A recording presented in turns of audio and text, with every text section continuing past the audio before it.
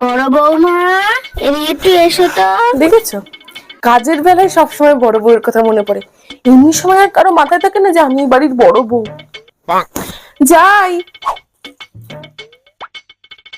বুঝলেন? দায়িত্ব দেওয়ার সময় তখন বড় বউয়ের কথা মনে পড়ে, আর যখন কাজ হয়ে যায় তখন নাম দেওয়ার সময় আমার কথা আর মনে পড়ে না, বাকি সবার কথা মনে পড়ে। শাশুড়ি মা এখন ছোট বৌমাকে রান্না শেখাচ্ছে। ছোট বৌমা নাকি ছোট, ওই জন্য কিছু পারে না।